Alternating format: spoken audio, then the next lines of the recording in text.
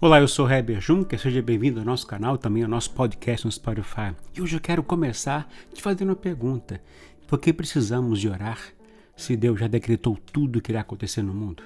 E antes de continuar, quero dizer uma coisa a você, querido. Nosso objetivo aqui é ajudar as pessoas a se tornarem discípulos do Senhor Jesus e também oferecer ferramentas para que elas possam trabalhar para o reino do Senhor Jesus, fazer discípulos para o Senhor Jesus. E um dos meios aos quais eu uso aqui é através desse canal do YouTube e também do podcast e meus livros para poder ajudar você a fazer essas coisas. Para isso, eu preciso que você me ajude a crescer nesse canal, crescer nesse trabalho que a gente tem feito. Sabe? E quanto mais pessoas inscritas no canal, quanto mais likes tiverem, quanto mais pessoas lendo o livro, mais o trabalho será feito e alcançar mais pessoas ainda. Então, aproveite para dar um like, se inscrever no canal e manda para todo mundo esse vídeo aí, ok? Me ajuda então a crescer e a divulgar a palavra do Senhor, o conteúdo dessa palavra para mais pessoas. Vamos lá. Por que eu preciso orar se Deus já determinou tudo o que irá acontecer no mundo? Bom, eu encontrei algumas respostas a essa pergunta na palavra do Senhor, mas eu vou citar apenas duas.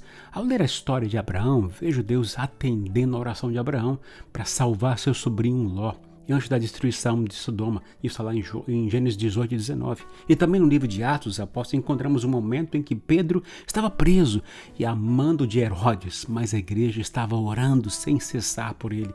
E Deus ouviu a oração dos irmãos e enviou anjos na prisão e o libertou. Está em Atos capítulo 12. Então, por que preciso orar? Oramos porque Deus dispôs certos recursos de seu poder e seu amor que não serão liberados até que oremos. Isso significa que Ele nos chamou para sermos seus cooperadores aqui no mundo. John Wesley disse algo que creio ser muita verdade, uma grande verdade para nós hoje, que Deus nada realiza na terra a não ser em resposta à oração. Pensando assim, Deus nos dá uma grande tarefa e uma grande responsabilidade, não é? Mas o que isso tem a ver com a série de devocionais que estamos postando aqui com o tema Conselhos Práticos baseado na vida do profeta Daniel? Olha só, em Daniel 9, de 1 e 2, nós lemos o seguinte: Dario, filho de Xerxes, da linhagem dos Medos, foi constituído governante do reino babilônico. No primeiro ano do seu reinado, eu, Daniel, compreendi pelas Escrituras, conforme a palavra do Senhor dada ao profeta Jeremias, que a desolação de Jerusalém iria durar 70 anos. Então Daniel foi levado à Babilônia quando era um jovem adolescente, alguns dizem que tinha 14, 15 ou 16 anos. Isso foi aproximadamente no ano 605 a.C., pelo rei Nabucodonosor. Agora, o texto fala do rei Dario, que iniciou seu reinado aproximadamente no ano 536 a.C. Portanto, Daniel já tinha cerca de 80 anos de idade. Desde o começo da vida de Daniel na Babilônia, lemos que ele orava 3 vezes ao dia. E diz o texto no versículo 2 que enquanto se lia as Escrituras, especificamente as profecias de Jeremias, ele compreendeu que o cativeiro do seu povo, isso incluía também ele, duraria 70 anos. Contudo, a determinação de Deus passaria pela oração de quebrantamento do seu povo. Isso está em Jeremias capítulo 25, depois capítulo 29. Imagina ele olhando o seu povo, via que o cativeiro ainda não tinha trazido o quebrantamento correto a eles. O sofrimento no cativeiro não tinha produzido o retorno do coração deles ao próprio Deus. Não tinha dado a eles a compreensão que eles estavam lá devido ao distanciamento deles do próprio Deus, devido aos pecados deles. Tudo que estavam passando não havia gerado neles o desejo de voltar-se para Deus. Mas Daniel, mesmo diante do decreto de Deus, mesmo vendo as atitudes do seu povo, não desistiu de orar e nem desanimou diante das circunstâncias. Eu diria que tudo isso encorajou ainda mais a buscar a Deus, a orar e orar a Deus. A vida de Daniel tinha como base 2 pilares: a vida de oração e a leitura e a aplicação da palavra de Deus na sua vida. A sua sabedoria vinha de sua comunhão com Deus por meio da oração e da meditação na palavra de Deus.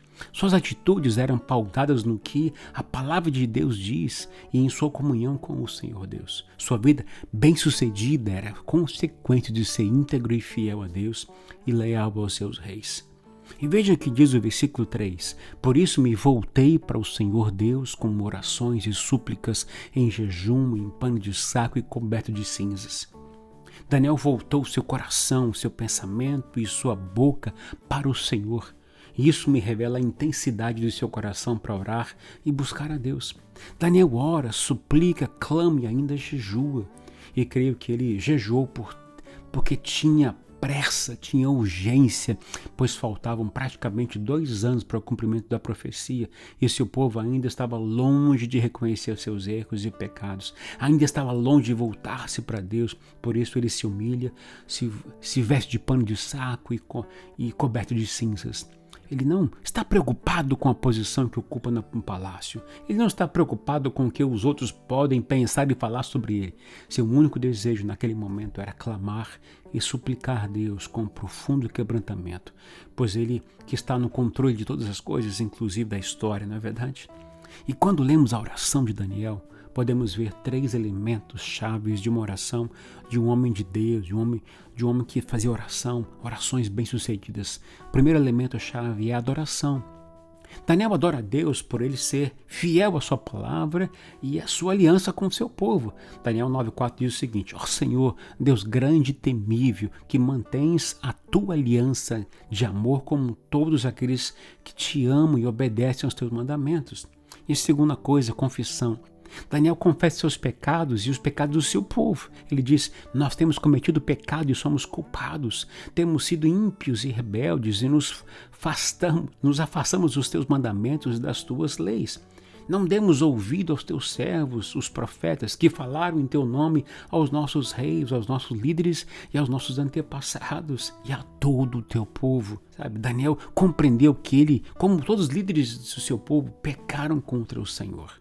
Segundo a palavra do profeta Jeremias, Deus falou e eles não deram importância e não obedeceram. Por isso ele confessa usando termos como pecado, iniquidade, rebeldia, desobediência, transgressão da lei. Daniel está envergonhado pelo seu povo, pelo pecado do seu povo e pelo seu próprio pecado. E sabe que o que todos estão passando é consequência da maldição de Deus, ou seja, a consequência da desobediência e rebeldia do povo.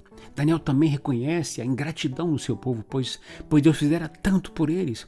Deus os livrou do Egito, os conduziu com braço forte pelo deserto e mesmo assim eles estavam ingratos. Terceiro aspecto da oração deles, súplicas.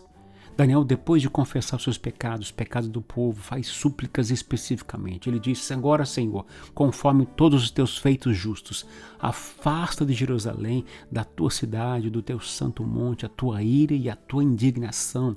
Os nossos pecados e as iniquidades de nossos antepassados fizeram de Jerusalém e do teu povo objeto de zombaria para todos os que nos rodeiam. Ouve nosso Deus, as nossas orações, as súplicas do teu servo, por amor de ti, Senhor. Daniel 9, 16, 18. Ele pede pelo templo que foi destruído, ele pede pela cidade de Jerusalém e ainda pede a Deus urgência na resposta. Daniel não pede justiça, mas misericórdia. Ele pede perdão. Ele não pede por amor ao povo, mas por amor a Deus.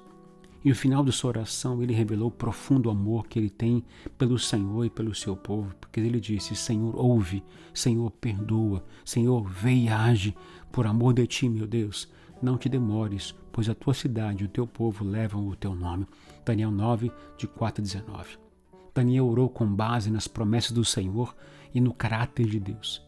Quando foi a última vez que você fez uma oração com tanta intensidade pelos seus queridos, pela tua igreja e pelo teu país?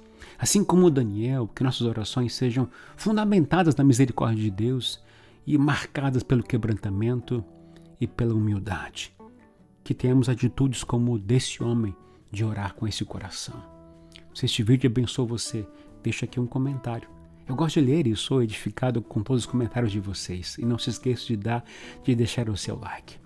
E se você quer saber mais sobre a vida e das experiências do profeta Daniel, você pode encontrar no livro Daniel, Dependência e Fidelidade, que eu escrevi. Aqui você tem 33 devocionais que vão abençoar muito a sua vida. Para adquirir, basta entrar no nosso site, herbertjunker.com.